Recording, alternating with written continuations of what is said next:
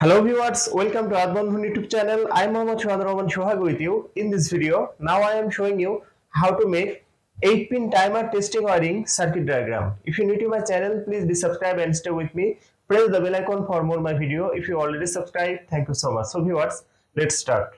DP-MCB circuit breaker, timer, indicator light 1, indicator light 2, indicator light 3.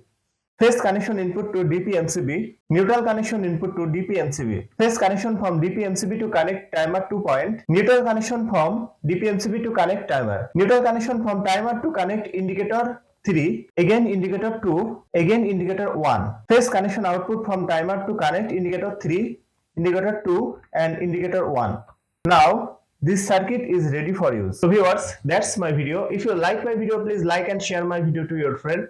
Share my video to your all social media. Thanks for watching my video and thanks for being with me. Thank you so much.